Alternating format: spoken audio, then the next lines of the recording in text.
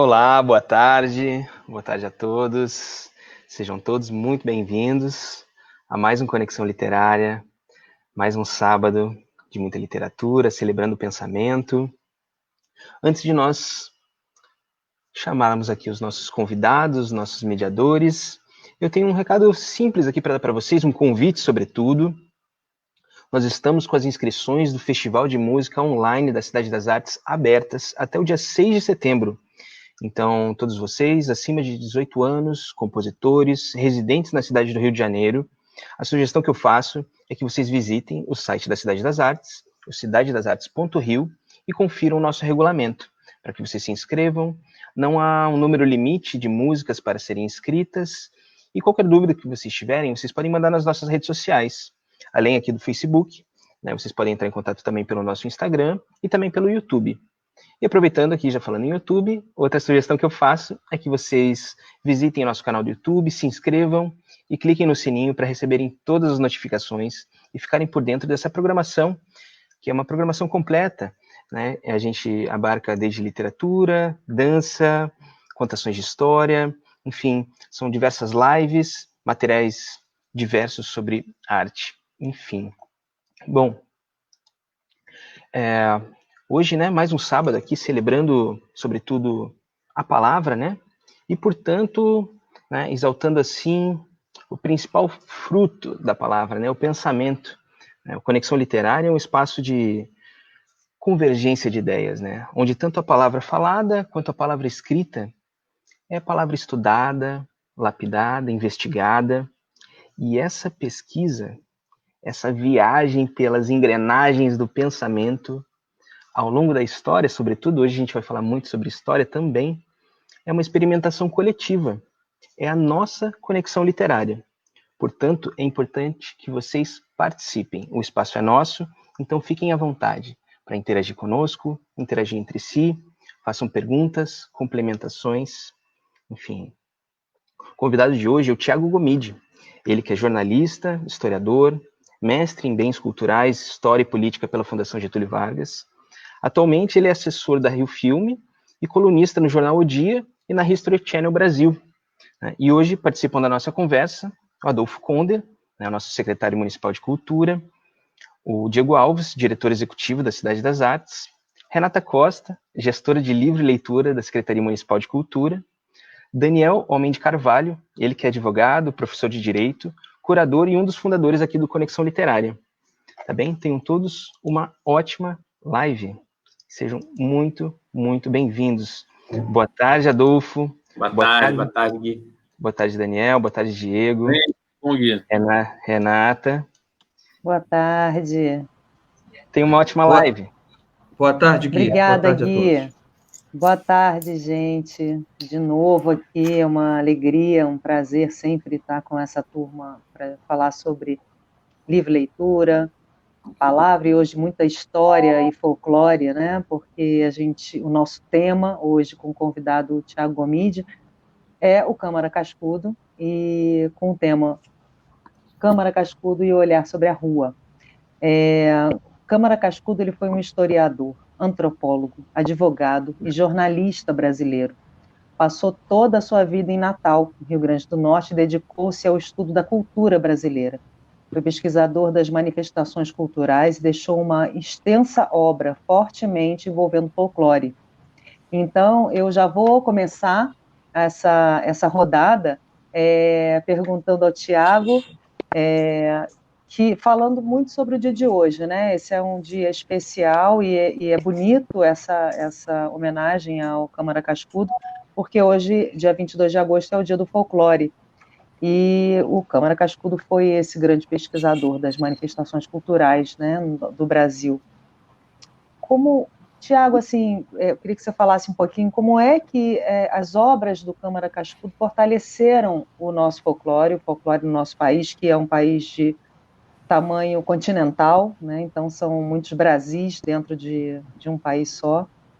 E eu queria que você contasse um pouquinho para a gente sobre isso, né? Sobre as obras dele, como é que elas fortaleceram o folclore brasileiro. Boa tarde, obrigada. Obrigado você, querida Renata. Grande abraço, Adolfo, Diegão. também temos Daniel junto e a todos que estão acompanhando. Obrigado, muito obrigado pelo convite. Quero também mandar um abraço para o Gui, que fez a abertura. Bem, nós temos que tratar o Câmara Cascudo entendendo o momento que ele vivia, né? Você está pegando ali, ele nasce no finalzinho do século XIX, 1898, mas ele vai começar a trabalhar com 23 anos como professor de História. E aí ele começa a desenvolver a sua produção literária. Só que era o seguinte, um professor de História falar sobre lendas, falar sobre folclore, se hoje já gera uma grita em vários lugares, em especial na academia, você imagina isso em 1920, 1930, 1940. Então, as obras do Câmara Cascudo, elas vão romper com um olhar também acadêmico para a importância de se observar o folclore, as lendas, a rua, os personagens que compõem as mais diferentes avenidas, cantinhos, pequenos espaços, as histórias dessas pessoas fazendo parte do nosso cotidiano, da nossa história, da importância da nossa história. Então, a obra do Câmara Cascudo, quando vai para o dicionário, por exemplo, de folclore, ou quando vai para as lendas brasileiras, essa obra vai romper um paradigma, vai ser um divisor de águas, não somente na academia, mas também na sociedade, na valorização e na pulverização das lendas e dos mais diferentes ritos do folclore brasileiro, lembrando que hoje é dia do folclore. Obrigada, Thiago. Gente, vai ser bonito hoje aí essa live, hein? Já tô achando. Animado. Agora, então, para a gente fazer a nossa rodada, Thiago, eu vou passar para o Adolfo Conder, Claro. Nosso secretário municipal de Cultura, nosso anfitrião aqui, junto com o Diego, né, e o Daniel, que é o curador, para ele trocar um pouquinho com você sobre o nosso tema, o Câmara Cascudo. Bom, primeiro boa tarde, nosso querido convidado Gomide, pessoa especial, que tenho imenso carinho e com quem tenho profundo respeito pela sua capacidade intelectual, pelo jornalista que é. Digo que das figuras que eu convivi, da tua geração, Gomide, você é um dos caras mais capazes e mais preparados que eu convivi e tive a oportunidade da gente poder, por algum tempo, trabalhar junto. Então, muito feliz em te receber aqui no Conexão. Acho que hoje a gente vai fazer um papo muito interessante. Daniel, boa tarde. Diego, Renata, Gui. Acho que não tinha figura melhor. O Diego me falou que a escolha foi do nosso convidado, então não tinha figura melhor para esse dia que comemora o Dia Nacional do Folclore.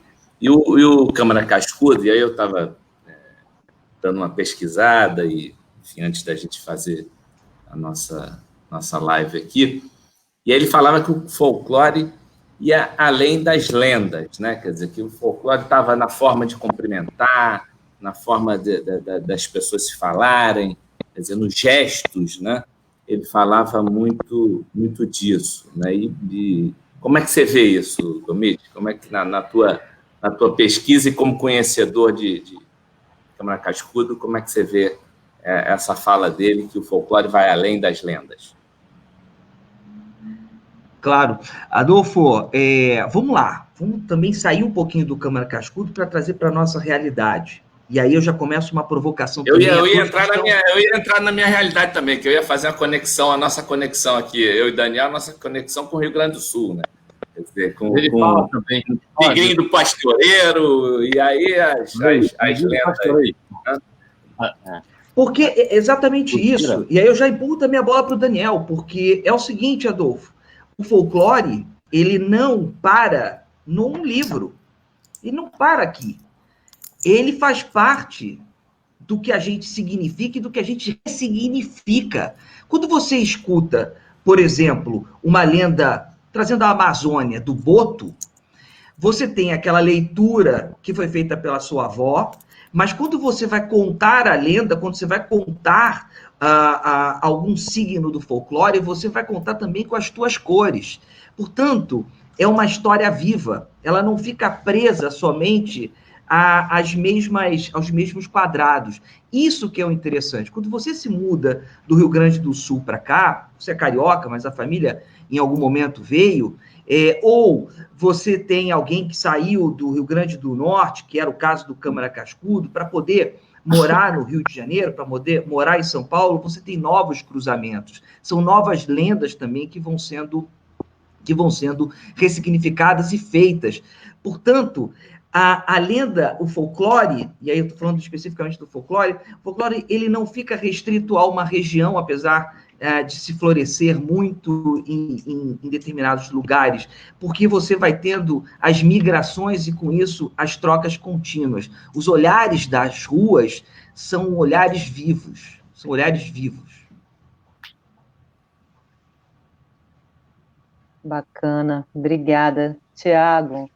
Vou passar agora a bola para o Daniel Homem de Carvalho, que tem certeza que vai ter uma troca riquíssima com você, né? Tamanho conhecimento dele.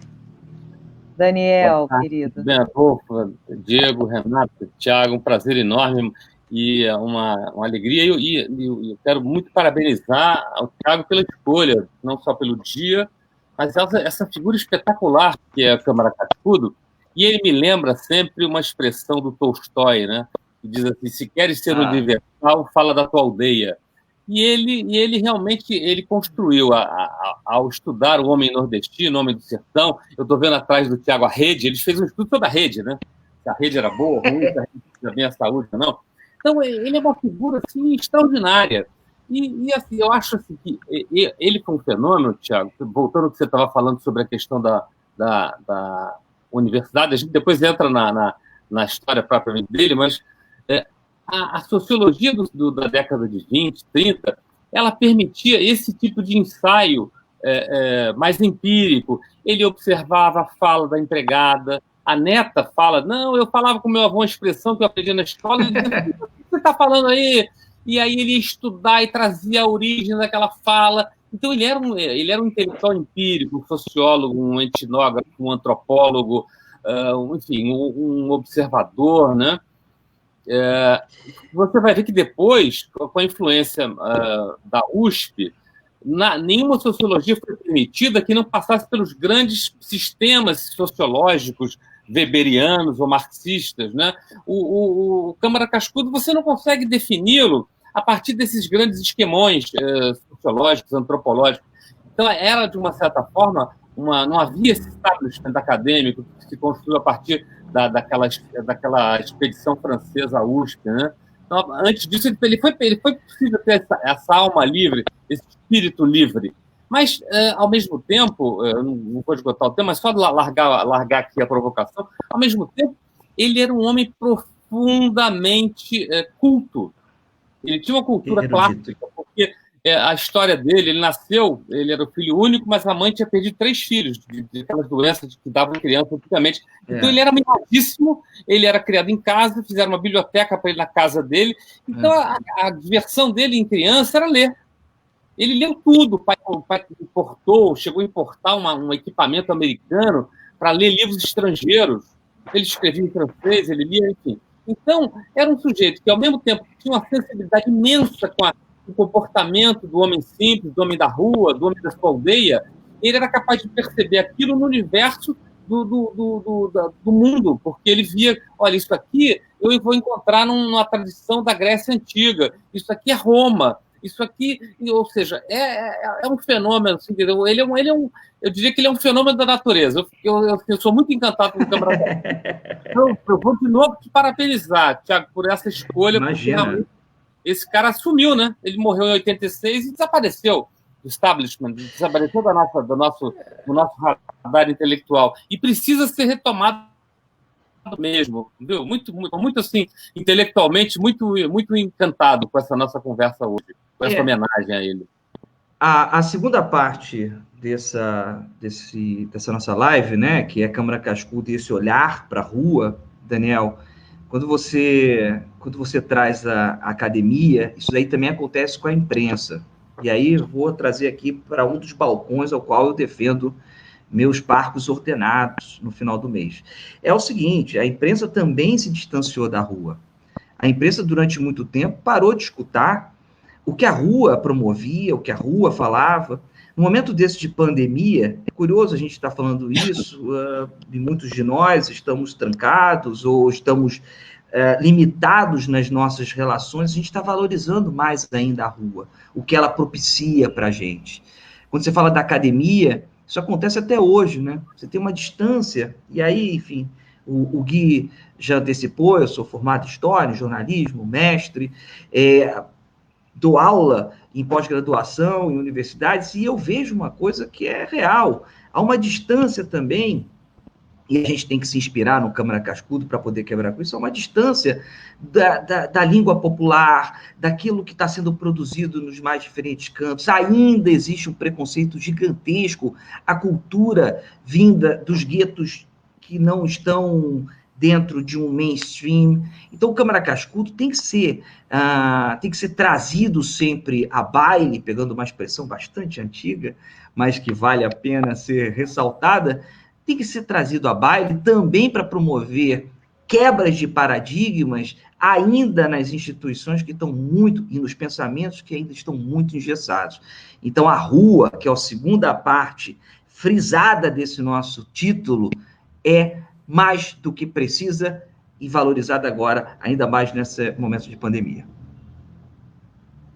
Exatamente, exatamente. E a gente estava falando de década de 20, e como é que a academia se comportava em relação aos trabalhos dele, e a gente não vê uma grande diferença para os dias de hoje em relação à cultura popular, né, versus academia. Mas na verdade, Renata, não havia Oi, Daniel. A gente de academia, não havia na década de 20, 30, a produção dele vem depois, né, vem 40, 50, enfim. Ele levou 20 anos para escrever, não sei, 10 anos para escrever esse dicionário do folclore. Então, essa reação da academia contra ele é a partir dessa influência do que eu chamo dos grandes sistemas sociológicos. Ele não é... Entendi. Ele é um homem sem amarras. A gente vai, eu me lembro, tenho que lembrar de uma figura espetacular que é o Darcy Ribeiro, meu amigo, com quem eu convivi, também não era enquadrável em nenhum padrão de escola acadêmica. Era um livre pensador, não? E também empírico. Ele escrevia sobre o que ele observava. Ele não tinha que se socorrer em nenhuma boia, né, de sistemas de pensamento, porque ele era um pensador empírico. Então, os anos 20, 30, eu acho que ele pôde formular esse cabedal todo que ele tinha, seja de conhecimento, seja de experiência, para produzir de forma absolutamente imensa e volumosa, né? O que ele escreveu depois, ao longo da carreira dele, é uma coisa impressionante, né? O método de trabalho dele também, mas a gente depois fala. Com certeza. O que impressiona ali também é assim, embora depois dessas décadas de 20 e 30 ele passou a ser muito conhecido, mas depois do falecimento dele, penso eu, a obra dele começou a ser menos conhecida, né? Foi um pouco do gancho do que o Daniel já vinha falando, a gente já não vê mais tanto o Câmara Cascudo aí. E aí eu aproveito e pergunto para o nosso querido convidado, Thiago Gomide, que mais também aqui faço questão de parabenizar, que foi acertadíssima a escolha, né, nos trazer à memória uma pessoa tão relevante para o nosso país e para a cultura brasileira, mas o que ele influenciou lá fora, né, e como ficou a imagem dele internacionalmente, né? Eu gostaria de fazer essa pergunta a ti, meu amigo. Olha, obrigado, Diego, pelo elogio, mas antes de te responder, quero mandar um beijo aqui à galera que está participando nos comentários. Inclusive, pode mandar mais comentários. Não adianta, não consigo me desassociar do apresentador, não tem jeito. Então, olha só, Eunice está mandando beijo, Sonja Figueiredo, Alexandre Sardinha, Márcia Curitiba, temos aqui também... Sonja é nossa coordenadora, gerente, Daniel, a Sonja trabalhou com Darcy Ribeiro. Sonja maravilhosa. A Sonja, nossa gerente gerente de teatro e trabalhou com Darcy. Lilian Andrade, aí a Denise Rivera também está falando que as tardes são ótimas. A Denise, na verdade, é a esposa do Rogério, nosso querido Rogério, desembargador Rogério, que semana passada fez com a gente a live da Ilíada. Ele, na verdade, ele está aqui porque ele não tem Facebook, ele usa o Facebook com mulher. Bom, já ficou fã, então. Já é o parceiro contínuo. Nosso irmão, nosso querido. Temos aqui o Jefferson Farias, que vai encontrar um pouco. Jefferson é grande responsável ultimamente pela área digital da Secretaria Municipal de Educação do Rio de Janeiro, ou seja, administrar uma rede para 650 mil estudantes, mais de 70 mil profissionais de educação. O Jefferson ele vai parabenizar a gente, vai falar como é que fala para mim, mas eu acho que vale para todo mundo, né? Como é que a gente vê o ensino do folclore brasileiro nas escolas? Jefferson, tua pergunta entra daqui a pouquinho. A Maria de Fátima Queiroz está falando muito legal. Roseli, temos a Rosilene, uma galera participando. Nossa Roseli, subsecretária. Marcos Perota também. Perotinha, te mandando uma César Ribeiro, presidente da Rio Filme, também está aqui acompanhando. Grande abraço para o César. Temos a Carla, enfim. Bem, Diego, como é que é a obra do Câmara Cascudo? Vamos dividir em duas partes, né? Como é que é a obra do Câmara Cascudo fora do Brasil? Câmara Cascudo está entre os intelectuais brasileiros mais estudados fora do país. É uma obra muito rica para poder entender os cruzamentos intelectuais do nosso país a partir das leituras populares. Quando o Daniel fala da infância do Câmara Cascudo, que ele foi um menino, os pais perderam outros filhos, então ele foi um menino muito tolhido também por causa, e é entendível, do medo dos pais de perder mais um filho, imagina, vou até bater na madeira. Você tem o Câmara dentro de casa estudando com tudo que fosse preciso. O pai e a mãe eram pessoas com uma condição financeira boa, então davam para ele todas as substâncias que foram precisas, que eram necessárias, que ele gostaria. Então, livros, revistas, recortes, o que fosse necessário. Só que ele tem um olhar muito bonito na obra do Câmara, Daniel, Adolfo, Renata, Diego e todos que nos acompanham, que é o olhar para o quintal. Ou seja, é de arrepiar isso, porque você tem que atravessar o quintal para você entender a vida.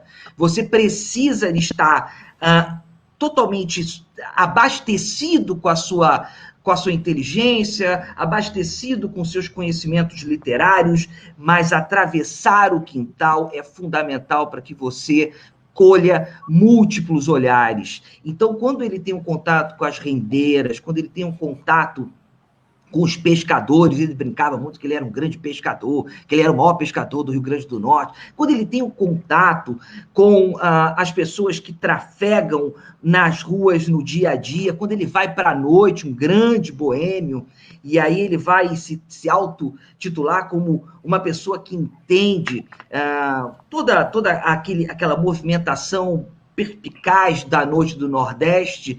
Isso daí faz com que Câmara Cascudo traga para o seu leitor e traga para os estrangeiros essa realidade de uma história que é construída pelos pequenos, pelos médios e também, por que não, pelos grandes personagens que estão na obra dele. Quando o Jefferson, professor, traz para a conversa a escola nunca se desassociou do Câmara Cascudo. É evidentemente que não sou eu que vou representar aqui só no município 1.540 escolas. Isso daí, públicas, imagina as particulares. Mas, atravessando diversas instituições de ensino, eu sou um jornalista focado em 3 campos, fundamentalmente, que é patrimônio, cultura e educação. Eu estou dentro da escola não somente como professor, mas também como jornalista, cobrindo. Eu vejo a obra de Câmara Cascudo sendo trabalhada em muitos e muitos lugares, sendo trazida para os estudantes, porque também é de fácil, dependendo da obra dele, né, Daniel? É de fácil acesso, são frases muito gostosas.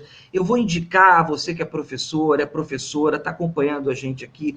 Olha só, Lendas Brasileiras, você vai pegar todas as regiões do nosso país, são lendas trabalhadas, portanto, o estudante que está no ensino fundamental 1, que porventura está no ensino fundamental 2, eu dou aula para o ensino médio. E no ensino médio, garotada de 15 anos, 16 anos, gosta também de Câmara Cascudo por uma questão muito simples.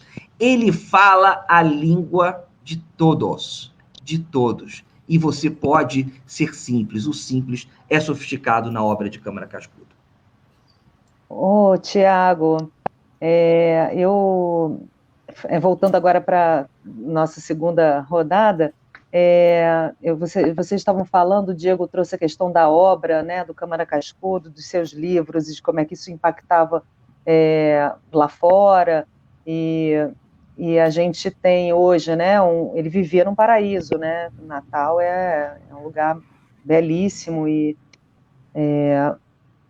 hoje a gente tem a Biblioteca Pública Estadual do Rio Grande do Norte, né, que fica lá em Natal, chama-se Câmara Cascudo, eles têm um acervo de memória do Câmara Cascudo, que é muito acessado pela cidade, né, pelos frequentadores da biblioteca, e ele tem, assim, várias obras que falam sobre o povo, né, como a história da alimentação no Brasil, religião do povo e tudo mais. Esse é o que você falou agora, né, Tiago? Ele deve, imagino, que hajam obras mais complexas, né, mais acadêmicas dele, mas essa fala dele falar com o povo e que a gente consegue traduzir, ter uma leitura fluida nas suas obras, isso também dá uma força gigantesca, né, para um historiador. Você que também é um historiador, pode dizer isso muito bem, né?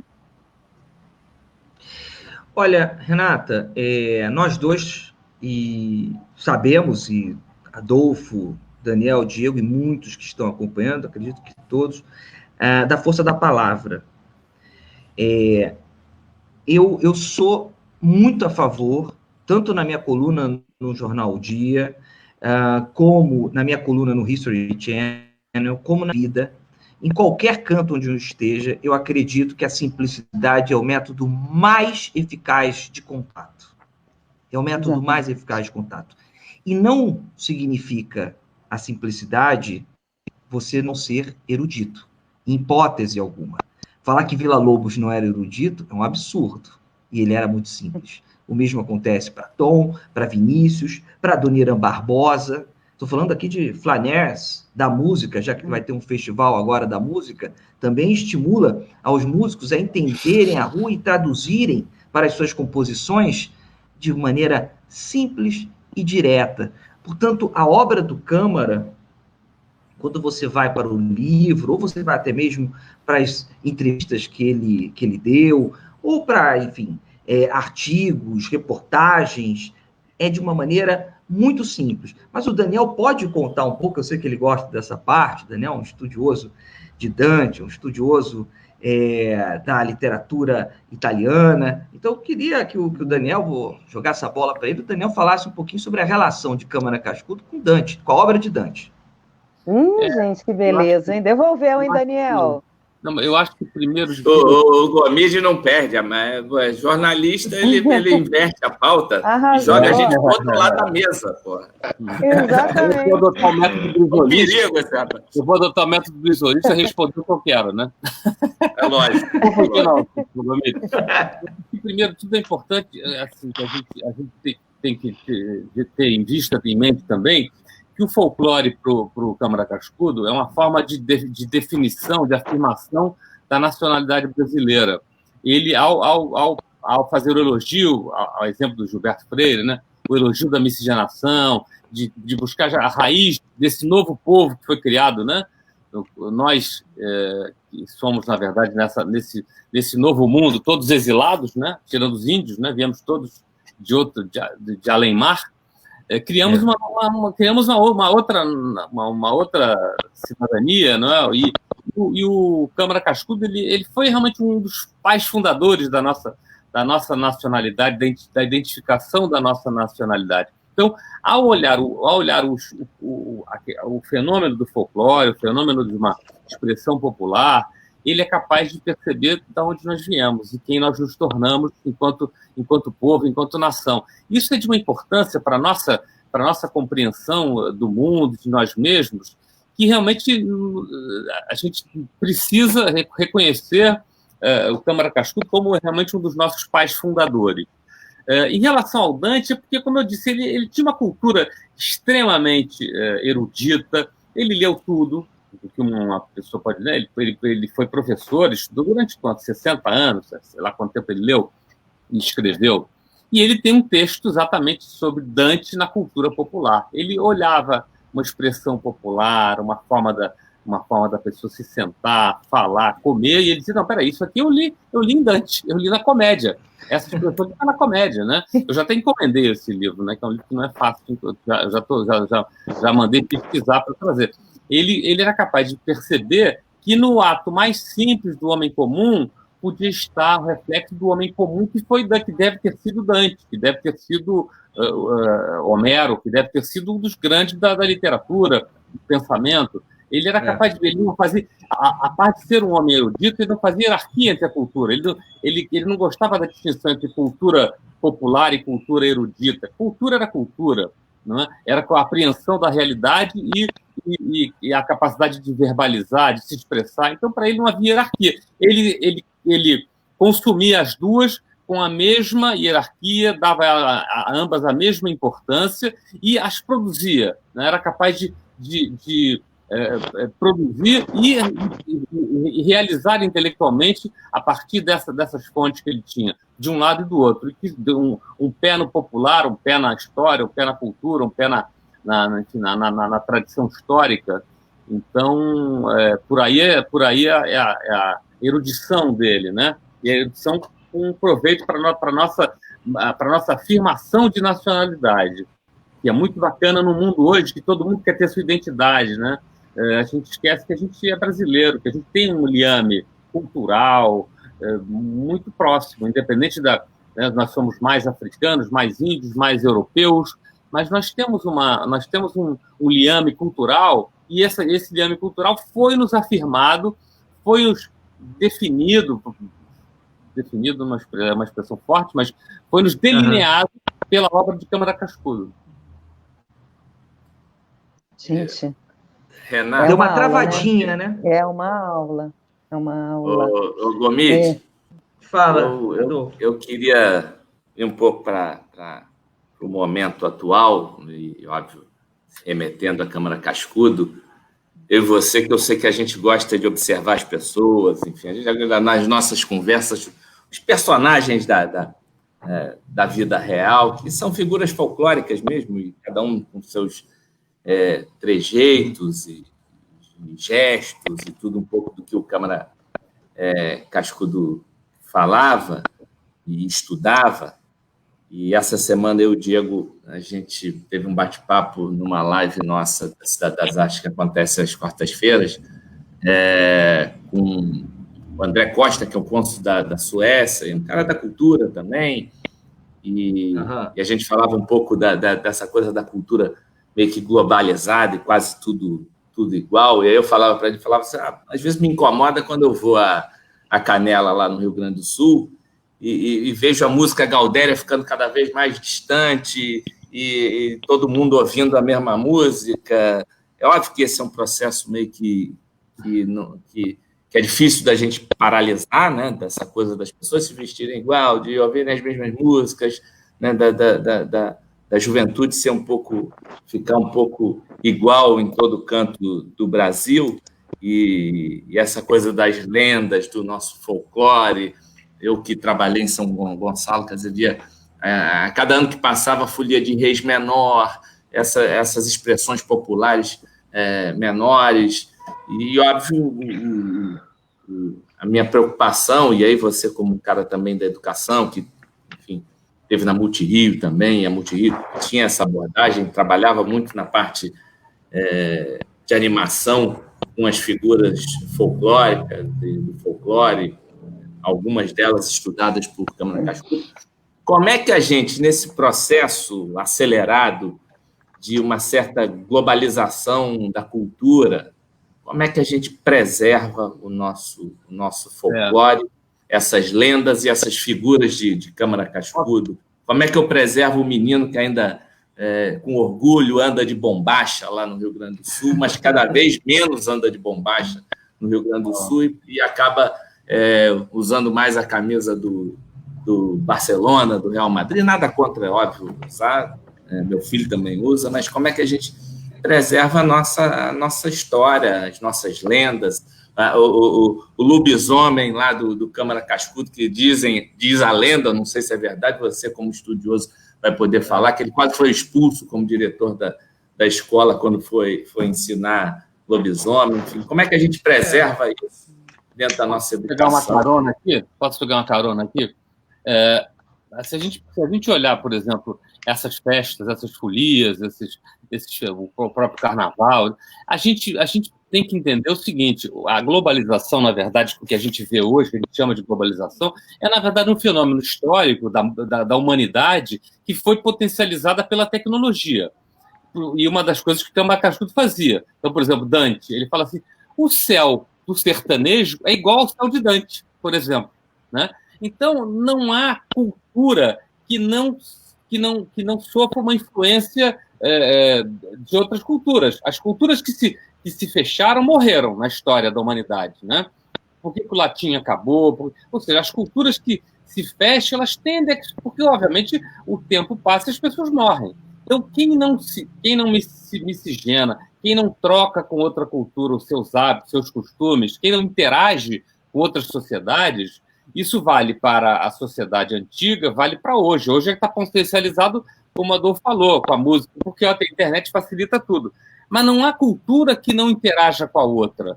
Até como forma de melhorar, de potencializar. Não é melhorar, mas de trocar e de eternizar. Não é isso? Não acha, não? Historicamente. Você, quando tem... e aí você falou dos índios, quando você tem os imigrantes, no começo os colonizadores, você já tem uma mudança. Você já tem uma interferência. E aí eu não vou entrar aqui no parâmetro se é bom ou se é ruim. Sim, claro. Mas existe uma interferência contínua existe uma interferência, um cruzamento contínuo de saberes.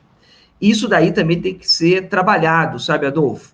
Quando a gente vê uma folia sendo menos valorizada, ou uma marinhada, pegando lá do Acre, tendo cada vez menos pessoas participando, é porque também a gente tem que entender que muitas das vezes nós nos afastamos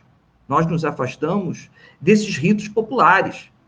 Então, por mais que a gente esteja atento, por mais que nós, e eu estou falando aqui desse grupo em especial, essas 5 pessoas, por mais que nós estejamos atentos sobre as movimentações culturais, sobre as frestas formadas pelo folclore, e aí eu estou falando de fresta mesmo, passada pelo folclore, pelas lendas, a gente não está entendendo tudo o que está acontecendo.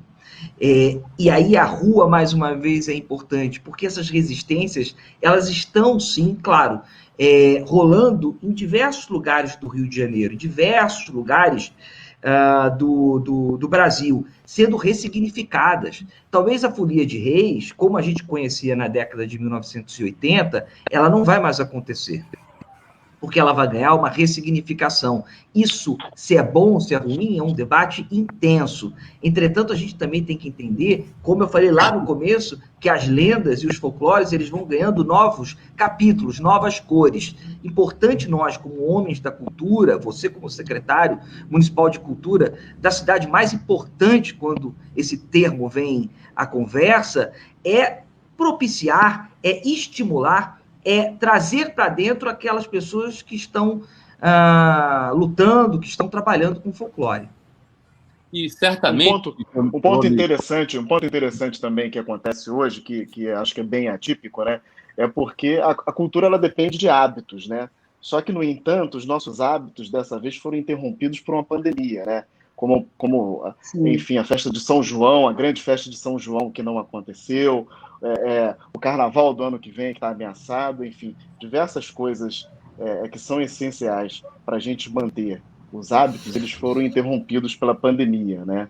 E aí eu deixo aqui uma ideia de esperança, né? Que espero que a gente retome cada hábito desse, talvez modificado, como o Thiago Gomide falou, que às vezes é inevitável, que também é importante, que faz parte para a sociedade, mas espero que a gente retorne aí com bons hábitos culturais.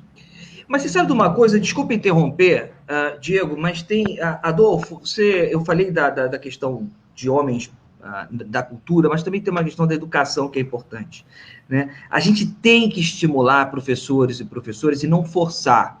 Existe uma diferença gritante entre forçar, isso daí definitivamente não entra no meu dicionário, e você estimular, capacitar, dar mais condições para o entendimento da cultura popular do Brasil, para o folclore, para as lendas. Nem sempre o professor está armado, e não é por culpa dele não, tá? E não é por culpa dele não. Está armado de informações, não é armado de arma, é armado de informações para que ele possa desenvolver uma aula usando o câmara cascudo, utilizando...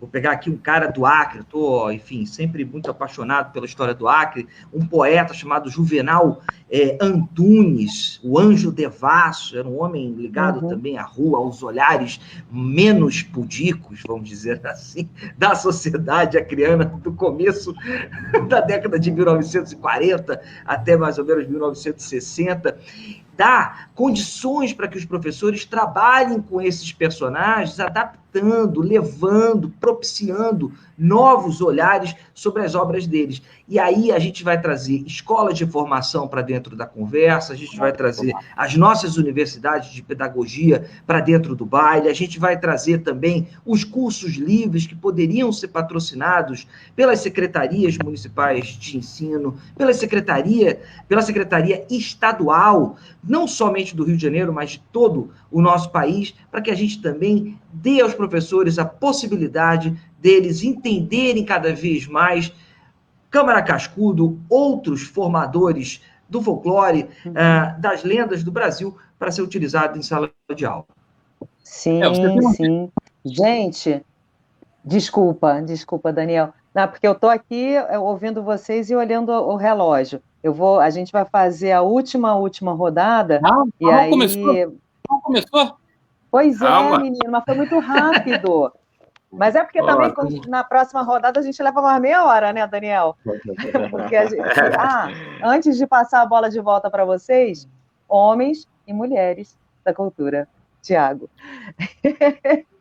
Claro. E aí eu queria agora então fazer essa rodada final. Então, assim, vocês podem, Daniel, Adolfo, Diego, já trocando com o Tiago as suas perguntas, mas já também trazendo suas considerações finais e, enfim, o recado que vocês quiserem dar para as pessoas que estão nos assistindo. Tá? Então, acho que eu volto, então, com o Diego. Opa, acabei de falar e já volto aqui para a mesa. O Daniel queria falar ali. Isso bom, aí. Acho que um ponto aqui que não foi falado ainda do Câmara Cascudo, que eu acho que é interessantíssimo, que é a parte da comida também, Thiago Gomide. Tem uma frase dele que eu achei incrível, né, que eu anotei aqui. A paz é um fenômeno digestivo, né? Ninguém quer matar depois de comer uma feijoada. Mas de tantas outras coisas que o Câmara Cascudo fez, ele também imprimiu um raio-x pela comida brasileira, que eu acho que faz parte um pouco do que você pensou para a gente, desse olhar no quintal, na rua. Enfim, eu acho que essa cultura da comida brasileira também foi muito marcante na obra do nosso Câmara Cascudo. Olha, Renata, você tem total razão. Acelerei e falei só homens, mas de fato homens, mulheres e todos, independente de seus gêneros e suas opções, fazem parte da cultura. Nós temos que entendê-la e de maneira conjunta, sem nenhum tipo de restrição, discriminação, preconceito, lutarmos de maneira conjunta, né? Olha só, temos participações aqui, eu não gosto de deixar as pessoas de fora. Ju Sará falou boa tarde, Gisele Ribeiro falou boa tarde a vocês, a Eunice falou concordo, a simplicidade é o segredo da comunicação, transmissão, fala e escrita. A Vanessa Vitória de Deus, boa tarde a todos. Eunice vai falar também do Negrinho do Pastoreio, acendendo esta vela para ti, peço que me devolvas a querência que eu perdi. Tá aí, a Denise vai falar, realmente aplaudir. Viva o Rio Grande! Viva o Rio Grande! Viva o Rio Grande! Sim. E aí tem André Novo, grande André, grande abraço para você, dando boa tarde. Chegou atrasado, hein, André? Vamos botar um desconto aí, hein? 4h48, brincadeira. Grande abraço para você. O Borgópio de Oliveira está marcando aqui o Triuno, está marcando a Triuno Livraria. O Wagner Tavares também está falando aqui, boa tarde. André Novo, nós já conversamos algumas vezes. Wagninho, grande abraço, Wagninho. Nós já falamos muitas vezes sobre a comida, sobre a importância da alimentação. E isso dentro da cultura, né, Diego, Renata, Daniel, Adolfo e todos que nos seguem. Olha só, quando você... e aí eu vou trazer a rua mais uma vez para dentro da conversa, né?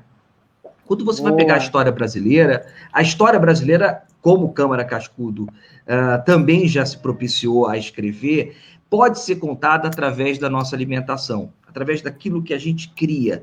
Às vezes, com uma falta de comida, você cria, com a falta de determinados alimentos, por causa de uma guerra, por causa de uma peste, você cria novos conceitos de se alimentar. Quando você vai, por exemplo, à nossa querida Feira de São Cristóvão, que está fazendo 75 anos, agora em setembro, e você tem ali a sua relação com um alimento do Nordeste, você pode, de alguma maneira, se transportar. Foi isso, inclusive, que aconteceu há 75 anos, quando os nordestinos paravam no campo de São Cristóvão e ali estabeleciam os seus contatos, sofridos nordestinos, em especial pernambucanos, porque eram 10 a 12 dias de viagem, eles paravam no campo de São Cristóvão, muitos deles não tinham dinheiro para poder recuperar a mala que colocaram no bagageiro, o dono, o motorista, ele prendia aquela mala. Então, uma das poucas maneiras de se divertir era o contato com a comida, com aquilo que tinha possibilidade, onde você se alimentava e tinha uma conexão com as suas raízes. Portanto, a comida é um dos elos mais importantes da nossa cultura. E ela pode ser também trabalhada de forma contínua, não somente na obra do Câmara Cascudo, mas em diversas outras da nossa literatura. Diego, te respondi? Pô, de forma elegantíssima. Com muito saber. Imagina. Daniel, querido, suas considerações e sua troca maravilhosa com o Tiago Gomide.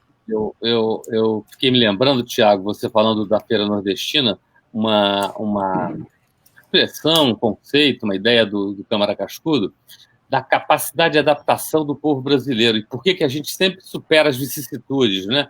Se um nordestino chega em São Paulo e em 2 meses ele já é um paulista, né? O cearense vem para o Rio e vem trabalhar em restaurante de sushi, né? Então a gente tem uma... E aí eu vou enganchar com a provocação do Diego, né? Essa pandemia, essa situação que o mundo está vendo, nos fez também termos de... Eu sou, na verdade, no fundo, um otimista, né?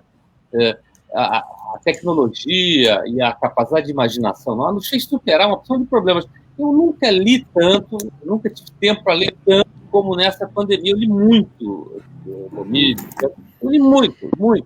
Então, eu acho assim, não posso dizer que eu tenho uma má lembrança da pandemia, enfim, com todo pesar, por todas as pessoas que sofreram, que passaram.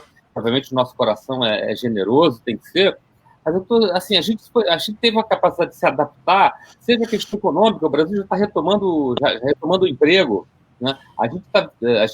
O brasileiro a gente via no dia seguinte, no início da pandemia, Diego, os meninos alugando essa bicicleta da Itaú para entregar comida. E aí houve uma revolução, por exemplo, nos deliveries, nas entregas, na capacidade. E as pessoas leram muito, as pessoas se interagiram muito, ainda que eletronicamente, mas isso é muito importante. E aí é um resgate um pouco da obra dele. O brasileiro tem uma capacidade de adaptação, de sobrevivência que é memorável. É um povo maravilhoso. Daniel, só fazendo... Que vive numa terra maravilhosa. Nós devemos nos orgulhar do Brasil, de sermos brasileiros e de termos essa fraternidade de várias origens do mundo e que nos identificamos nesses universos. Eu acho isso assim, extraordinário. Daniel, só um parênteses antes de passar a bola para o Gomide. Inclusive, essa live que hoje perdura aqui é fruto da pandemia, inclusive, né? Conexão Literária é fruto da situação da pandemia e de um novo modo de fazer cultura, né? Só deixando registrado aqui esse detalhe. É legal, mas eu prefiro a rua. Eu prefiro que esse contato tivesse sendo feito na Cidade das Artes, ou no Parque do Flamengo, ou na Feira de São Cristóvão. Eu acho que a nossa maior conquista são os nossos cruzamentos pelos mais diferentes cantos da cidade. Eu sou um otimista em relação ao Rio de Janeiro, por mais que muitas vezes eu sinta dor. Escrevo sobre a cidade, tenho paixão pela história dela, lembro muitas vezes nas minhas escritas sobre as décadas que são consideradas de ouro, douradas do Rio de Janeiro, e que também nós temos muitos jornais que falavam sobre a violência, muitas pessoas que falavam sobre o momento trágico, e o que ficou sempre marcado para as outras gerações foram as belezas.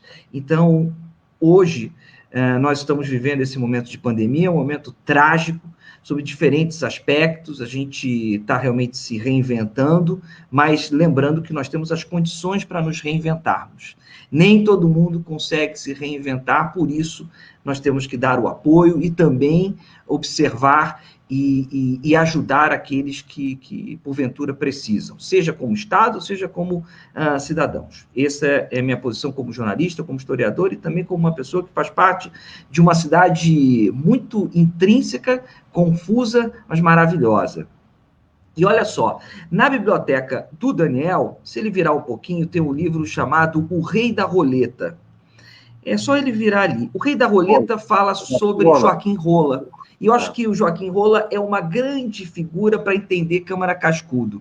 Por quê? Joaquim Rola foi um tropeiro, foi um camarada que vivia de negócios no interior de Minas Gerais, até que em um determinado momento, ele, por N razões, esse livro é uma delícia do Perdigão, grande abraço ao Perdigão, o Joaquim Rola, por N razões, vira o dono do cassino da Urca, monta, inclusive, o cassino Quitandinha. Em todas as falas do Joaquim Rola, ele vai trazer aquele homem do povo, aquele homem com o olhar aguçado, aquele homem que, por mais sofisticado que seja, a ponto de montar um palácio como o Quitandinha, um dos mais imponentes de jogos em 1940, década de 1940, no mundo. Ele era um homem que cultivava a simplicidade das trocas, a simplicidade do olhar, a simplicidade de você entender o que é as ruas, e aí vale para qualquer gueto social o que a rua pede. Então, esse livro daí que o Daniel pode daqui a pouco mostrar a todos vocês é uma bela bibliografia que poderia ser traduzida a partir do olhar da vida e da obra de Câmara Cascudo. Maravilhoso. E eu gostei do olhar de Lince, né? Dele ali olhando, eu faço isso também. Com jornalistas na televisão. Um observador nato. Adolfo, querido. Nato, gente. Não, e o olhar bom, né? Esse óculos dele tá... Adolfo, querido. Sua vez, primeiro, amor. Enfim, agradecer ao Gomide aí por estar participando conosco, de ter escolhido um tema tão rico para a gente aqui. Eu estava pensando aqui, estava lembrando um pouco, talvez porque para mim, para o Daniel, esse tema seja tão bacana assim, da gente discutir, mas que pela origem nossa lá do Rio Grande do Sul, da nossa mãe, onde as características do folclore local, das lendas, enfim, do Negrinho de Pastoreia, que foi citado pela Eunice, isso ser muito forte, ainda, apesar de tudo que a gente falou um pouco aqui, dessa coisa da globalização, do nosso pai, que era uma figura também que adorava observar as pessoas e trazer apelidos, assim, um pouco pelas características. Então, a maioria dos nossos amigos não tinha nome, mas tinham apelidos que ele observava e caracterizava eles. Fulano, não vou dizer aqui os apelidos, mas, enfim, não vou revelar os apelidos aqui dos amigos, mas, na sua grande maioria, todos tinham algum tipo de apelido pelo como ele observava as pessoas. Então, enfim, foi muito bom aqui, passou muito rápido esse nosso bate-papo, mas pedir aqui que você deixasse nesse dia tão importante, onde a gente comemora o Dia do Folclore, deixasse uma mensagem para os educadores que estão nos acompanhando, para os outros que acompanham a nossa conexão literária, para os professores da rede, aí como o nosso querido Jefferson, que estava nos acompanhando, e para a turma da cultura, óbvio, que lá da secretaria, muita gente também aqui assistindo, e para os que vão depois assistir, que Conexão Literária fica lá, enfim, no Facebook da Cidade das Artes, à disposição das pessoas que querem acompanhar depois. Então, que você deixasse uma mensagem para esse dia tão especial aqui. Beleza, Adolfo, vou fazer isso, mas antes, olha só, o Wagner Tavares está mandando um abraço para você. O César Ribeiro, presidente da Rio Filme, está falando, no passado eu tive a oportunidade de estar por um período no sítio do Pica-Pau Amarelo, na TV. Como não rever a contribuição de Câmara Cascudo, ótima live.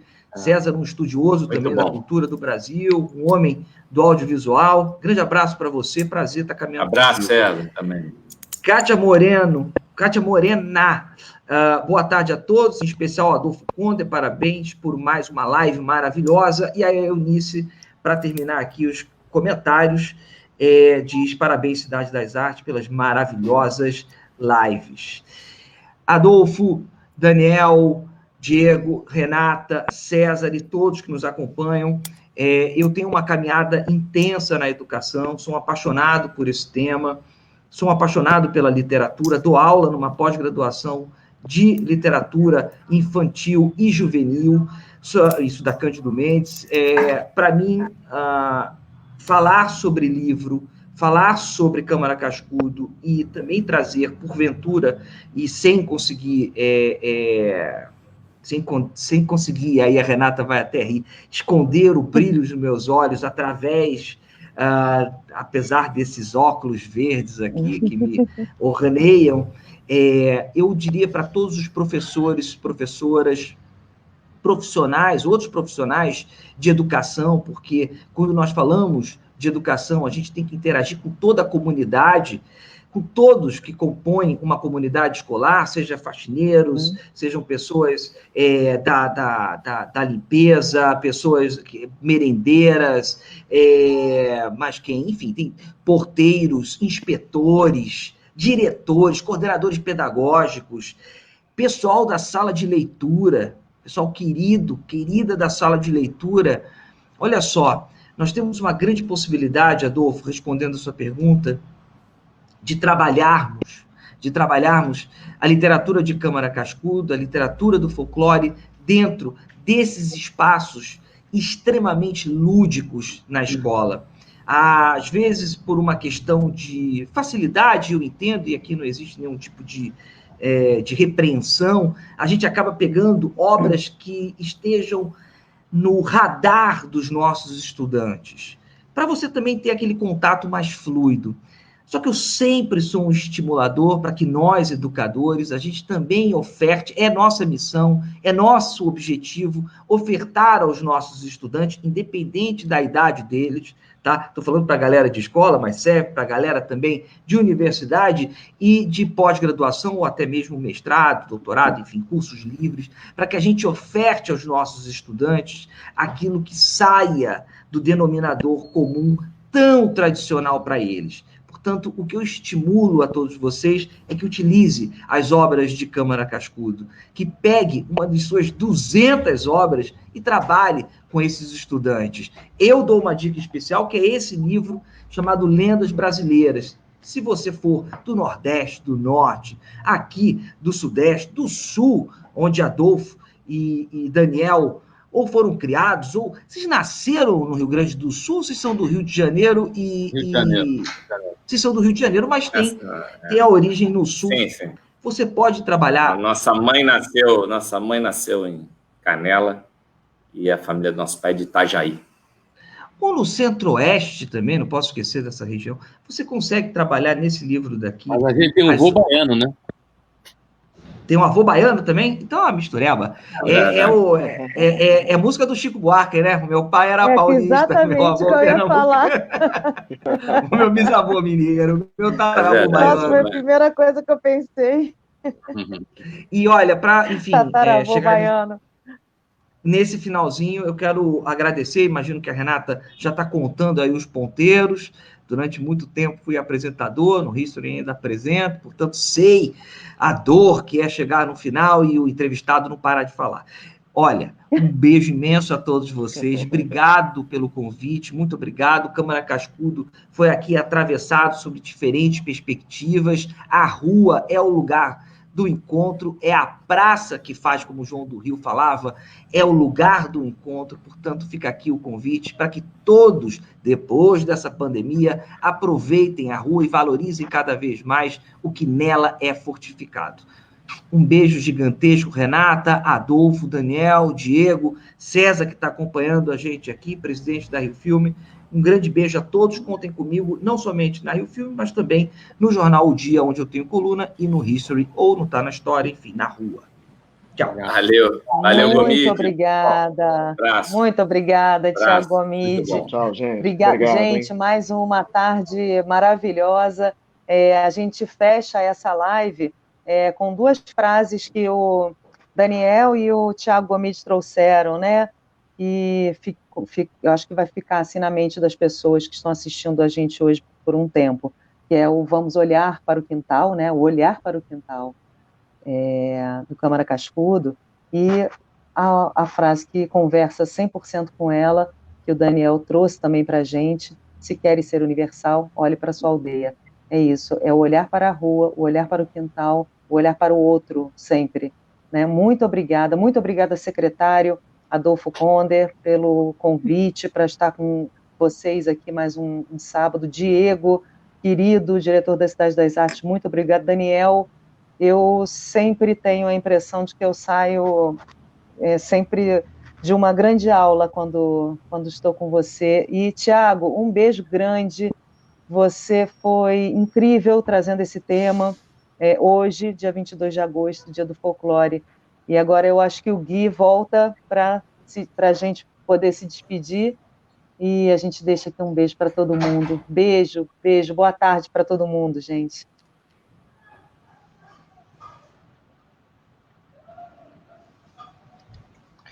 Boa tarde, muito obrigado a todos.